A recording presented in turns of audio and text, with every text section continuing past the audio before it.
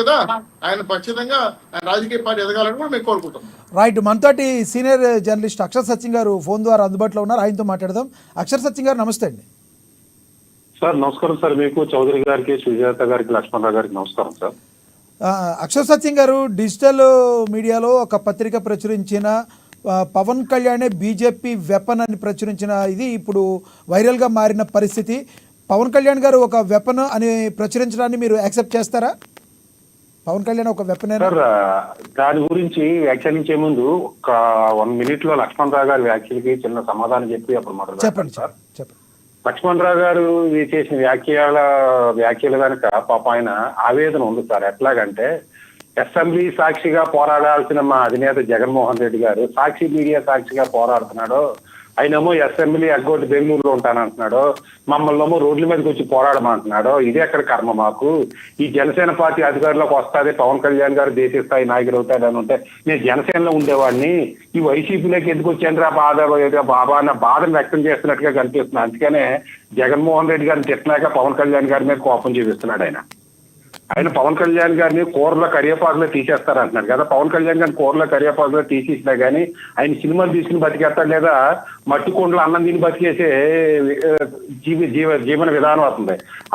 అతన్ని నన్ను కూరలో కరివేపాకు తీసి పారేస్తే రోడ్ల మీద పడిపోతాం, అతను ఆలోచించుకోమనండి వైసీపీలో అతని స్థాయి ఏంటన్నది. ఇక ఇప్పుడు ఇంకొక పాయింట్ అండి, ఒక్క పాయింట్. ఇప్పుడు శివసేనని విడదీసింది బీజేపీ మోసం చేసింది అంటున్నారు కదా. శివసేన విడదీసింది మోసం, ఇది సింగే శివసేన విడదీసి మోసం చేశారంటే కాంగ్రెస్ మోసం చేసింది జగన్మోహన్ రెడ్డికి కూడా మోసమే కదండి. కాంగ్రెస్ ని ఎడగొట్టి పార్టీ పెట్టాడు కదా, జగన్మోహన్ రెడ్డి తప్పే కదా. ముందు జగన్మోహన్ రెడ్డి గారిని వెళ్ళి అడగమని లక్ష్మణరావు గారిని. మాజీ ఎమ్మెల్యేలు అందరూ కాంగ్రెస్ పార్టీ ఎమ్మెల్యేలే, వాళ్ళ దానిలో ఉన్నవాళ్ళు మొత్తం అంటారా? అదే చెప్తున్నాను సార్. ఇప్పుడు బీజేపీది సింగేది తప్పు అయితే జగన్మోహన్ రెడ్డి గారిది వైసీపీది తప్పే. ముందు జగన్మోహన్ రెడ్డి గారిని నిలబెట్టి అడగమనండి ఈ లక్ష్మణరావు గారిని. ఇక ఈ పవనే వెపన్ అన్నదానికి సమాధానం చెప్తాను సార్.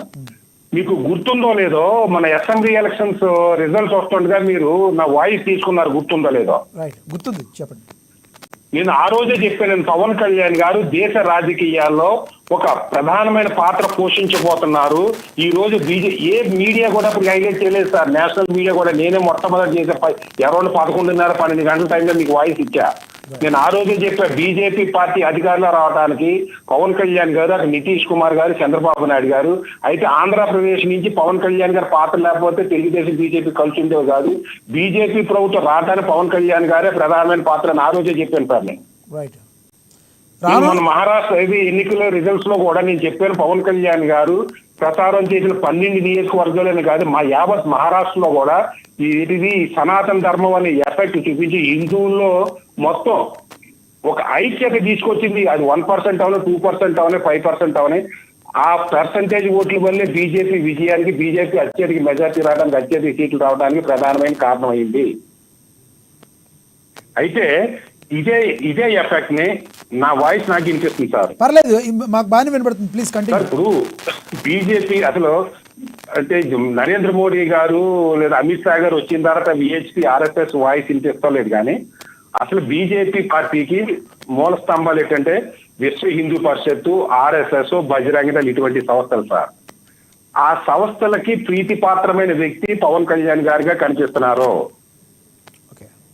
అలాగే అమిత్ షా, నరేంద్ర మోడీ గారు కూడా పవన్ కళ్యాణ్ గారి భావజాలం కానీ, పవన్ కళ్యాణ్ యొక్క త్యాగాలు కానీ, పవన్ కళ్యాణ్ గారి యొక్క ధైర్యం కానీ, ఇప్పుడు మహారాష్ట్ర లాంటి స్టేట్ లో సనాతన ధర్మం గురించి మాట్లాడే వ్యక్తి కానీ, ఈ రోజున ఇది హైదరాబాద్ కి చెందిన ఒక ముస్లిం నాయకులకు వ్యతిరేకంగా స్టేట్మెంట్ ఇచ్చే దమ్ము, గట్స్ ఇప్పుడున్న ప్రస్తుత రాజకీయాల్లో పవన్ కళ్యాణ్ గారు. ఇంకొక క్వశ్చన్, ఇప్పుడు ఎవరైతే ఇప్పుడు ఒక పవన్ కళ్యాణ్ గారు బీజేపీకి ఒక పట్టులాగా దొరికారంటున్నారు, మరి బీజేపీతో పాటు ఎటువైపు చూసుకున్నా ఆయన అందరికీ కూడా శత్రువు అయిపోతున్న పరిస్థితి. మరి ఈ రోజున ఆయన రక్షణ పరిస్థితి ఏంటంటారు? కేంద్రం ఒకవేళ ఎటువంటి నిర్ణయాలు తీసుకోవాల్సిన అవసరం ఉంది పవన్ విషయంలో, రక్షణ విషయం? ఖచ్చితంగానండి. ఇప్పుడు రక్షణ అన్నది ఒకటి చెప్పాలి నేను, ప్లస్ ఈ పవనే వెపన్ దానికి నెగిటివ్ కూడా ఉంది సార్. ఈ లక్ష్మణరావు గారు చెప్పిన ఒక పాయింట్ కి మాత్రం నేను చెప్పాలి, దానికి ఏకీపిస్తాను. ఆ 2 మాత్రం చెప్పాలి. మీరు నెగిటివ్ చెప్పకపోతే మళ్ళీ జనాలకు రాంగ్ సిగ్నల్స్ వెళ్తాయి. ఇప్పుడు ఇప్పుడు ఇది మహారాష్ట్రలో ఒక స్టేట్మెంట్ ఇచ్చారు ఆయన, ఏది మీరు 15 నిమిషాల్లో హిందూస్థాన్ లేపేస్తానన్నారు, రా చూసుకుందామని. అటువంటి స్టేట్మెంట్ ఇచ్చిన వ్యక్తి కానీ ఇవాళ చచ్చుబడ్డ సనాతన ధర్మాన్ని తట్టి లేపిన వ్యక్తి ఈ రోజున ఒక విహెచ్పి ఆర్ఎస్ఎస్ తర్వాత పవన్ కళ్యాణ్ గారండి. అటువంటి వ్యక్తి మీద అంతర్జాతీయ స్థాయిలో ఒత్తిడులు ఉంటాయి. అలాగే ఇప్పుడు బియ్యం మాఫియా కొన్ని వేల కోట్ల రూపాయల బియ్యం మాఫియా మీద పోరాడుతున్నాడంటే ఆ పోర్టుకి సంబంధించిన ఓనర్స్ కానీ, ఆ బియ్యం మాఫియా అంతర్జాతీయంగా చేస్తున్న బియ్యం మాఫియా వాళ్ళు కానీ, ఇటువంటి వాళ్ళు అందరూ కూడా పవన్ కళ్యాణ్ గారి మీద అటాక్ చేసే అవకాశం ఉంది. దాన్ని పవన్ కళ్యాణ్ గారు ఎలా ఎదుర్కొంటారో, ఎటువంటి రక్షణ కేంద్ర ప్రభుత్వం కల్పిస్తుంది, రాష్ట్ర ప్రభుత్వం కల్పిస్తుంది, దాన్ని ఎలా ఎదుర్కొని తట్టుకుని నిలబడతారనేది ప్రధానమైన సమస్య. ఇచ్చే అవకాశం ఉందంటారా? రక్షణ ఇచ్చే అవకాశం ఉందంటారా కేంద్రం? ఖచ్చితంగా ఇవ్వాలండి, ఖచ్చితంగా కేంద్ర ప్రభుత్వం ఇవ్వాలి. ఎందుకంటే ఒక సనాతన ధర్మం అనేది ఒక థ్రెట్ అయితే, ఈ బియ్యం మాఫియా అనేది, అంతర్జాతీయ బియ్యం మాఫియా అనేది ఇంకొక థ్రెట్ అండి. అలాగే ఇప్పుడు పోలీసు వ్యవస్థ, మీరు పోలీసులు నిద్రపోతున్నారో, పోలీసులు ఏం చేస్తున్నారు అనేది చిన్న స్టేట్మెంట్ కాదండి, అది కూడా పవన్ కళ్యాణ్ గారికి థ్రెట్టే. ఈ థ్రెట్లను ఎలా ఎదుర్కొంటారు చంద్రబాబు నాయుడు గారు, నరేంద్ర మోడీ గారు, అమిత్ షా గారు, ఎటువంటి రక్షణ కల్పిస్తారు అనేది పెద్ద క్వశ్చన్ అండి. ఇవ్వకపోతే మరి మిత్రధర్మం ఏముందండి చేసినప్పుడు? నరేంద్ర మోడీ గారు కానీ, బీజేపీ కానీ అటువంటి వ్యక్తులు నేను అనుకోవట్లేదు, ఖచ్చితంగా రక్షణ కల్పిస్తారు సార్ ఆ విషయంలో అయితే. రైట్ సచిన్ గారు, ఇప్పుడు ఏదైతే చెప్పాలి, చెప్పండి. ఇప్పుడు పవన్ కళ్యాణ్ గారు ఖచ్చితంగా ఏ స్థాయికి వెళ్తారు? కేంద్ర మంత్రి స్థాయి కోసం అయితే ఇక్కడ ఉన్న డిప్యూటీ సీఎం వదిలేసి ఢిల్లీకి వెళ్తారని నేను అనుకోవటం లేదు, ఖచ్చితంగా వెళ్ళరు. తర్వాత లక్ష్మణ్ రావు గారు అన్నట్టుగా జనసేన పార్టీని బీజేపీలో కలుపుతలేదని బీజేపీలో కలిపేస్తాం లేదు. ఖచ్చితంగా ఆయన పార్టీ పెట్టిందే చిరంజీవి గారు అన్నకి వ్యతిరేకంగా పార్టీ పెట్టాడు. ఎందుకు పెట్టాడు? రాష్ట్రాన్ని ఇడిపోయిన రాష్ట్రాన్ని బాగు చేయడం కోసం, వ్యవస్థను ప్రక్షాళన చేయడం కోసం పార్టీ పెట్టాడు. దానికోసమే అతను పుచ్చులు పెట్టుకున్నాడు కానీ చంద్రబాబు నాయుడు గారిని జీవితాంతం సీఎం చేయడానికి కాదు. అయితే పవన్ కళ్యాణ్ గారు కాకినాడ పోర్టులో చేసిన స్టేట్మెంట్లు కానీ, లేదా హోం వ్యవస్థ మీద చేసిన స్టేట్మెంట్లు కానీ, రేపు పొద్దున భవిష్యత్తులో కూడా తెలుగుదేశం ప్రభుత్వం మీద, బీజేపీ ప్రభుత్వం మీద ఎటువంటి స్టేట్మెంట్లు ఇవ్వబోతున్నాడో, పవన్ కళ్యాణ్ గారు ఏ స్టేట్మెంట్ ఇచ్చినా జాతీయ స్థాయిలో పెద్ద ఇష్యూ అయి కూర్చుంటుంది.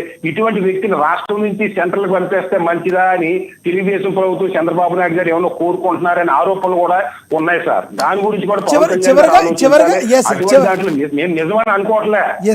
చివరిగా చెప్పండి, కాకినాడ అటువంటి కుట్రల్లో కూడా కుట్రలు బలి కాకుండా పవన్ కళ్యాణ్ గారు తగిన జాగ్రత్తలు తీసుకుని కేంద్ర రాజకీయాల్లోకి, రాష్ట్రంలో ఉన్న పట్టును వదులుకోకుండా కేంద్ర రాజకీయాల్లో కూడా తిరుగుతూ చక్రం తిప్పుతారని నేను భావిస్తున్నాను సార్, తిప్పాలని భావిస్తున్నా. చివరిగా చెప్పండి, ఎప్పుడైతే కాకినాడ పోర్టులో అక్రమార్కుల్ని పట్టుకున్న షీజ్ ద జిప్ అని చెప్పారో, పేర్ని నాని గారు, అంబటి రాంబాబు గారు మాట్లాడిన మాటల్ని, విసిరిన చెలోక్తుల్ని ఎలా చూస్తారు? చివరిగా చెప్పండి సార్. ఇప్పుడు అంబటి రాంబాబు గారికి, పేర్ని నాని గారికి కాకినాడ నుంచి ద్వారంపూడి చంద్రశేఖర్ రెడ్డి గారు ఇది ప్రజల నుంచి సేకరించిన కోటా బియ్యాన్ని ఎక్స్పోర్ట్ చేస్తున్నారని ఇవాళ చెప్తూలే. పవన్ కళ్యాణ్ గారు షిప్ ఇప్పుడు వైసీపీ వాళ్ళు ఏమంటున్నారంటే, పవన్ కళ్యాణ్ గారు సీజ్ ద షిప్ అన్న తర్వాత అదిగో తెలుగుదేశం ఇది ఫైనాన్స్ మినిస్టర్ గారు ఈఎంపీ షిప్ కూడా ఉందంటున్నారు. పవన్ కళ్యాణ్ ఇవాళ అధికారం వచ్చిందని చెప్తూలే.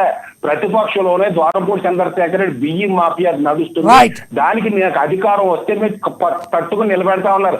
నిన్నటి వరకు జగన్మోహన్ రెడ్డి గారు 5 సంవత్సరాలు అధికారంలో ఉంది, ఏం చేశారండి? ఇదే పేది ఆయన ఫైనాన్స్ మినిస్టర్ వైఎస్ఆర్ కేశవ్ గారు ఈఎంపీ మరి గత 5 సంవత్సరాల్లో జగన్మోహన్ రెడ్డి గారు ఎన్ని వేల కోట్లు తీసుకుని ఊరుకున్నారైనా షిప్లు, మరి ఆ రోజు ఎందుకు పట్టుకుని నిజంగా చేస్తే పవన్ కళ్యాణ్ గారు బియ్యాన్ని ఎక్స్పోర్ట్ చేయొద్దంటే అంటం లేదు. ఇప్పుడు అయినా ఇప్పుడు బియ్యాన్ని ఎక్స్పోర్ట్ చేస్తున్నాడు, రూల్ ప్రకారం ఎక్స్పోర్ట్ చేసి మొత్తం బియ్యం ఎక్స్పోర్ట్స్ అంతా బ్లాక్ చేయమంటోలే. ప్రజల నుంచి వచ్చే ప్రభుత్వం 49 రూపాయలు ఖర్చు పెట్టి ఉచితంగా బియ్యం ఇస్తుంది. ఆ బియ్యాన్ని మళ్ళీ 10 రూపాయలు కొనుక్కొని 100 రూపాయలు అమ్ముకుంటున్నాడు. ఇది అక్రమ వ్యాపారం. ఇటువంటి వాటిని ఎదుర్కోవాలి, దీనికి సరైన చర్యలు తీసుకోవాలని చెప్తున్నాడు కానీ బియ్యం ఎక్స్పోర్ట్స్ అందరినీ బ్లాక్ చేయమని అంటలేదు సార్. అది తప్పది. ఎందుకంటే అంబటి రాంబాబు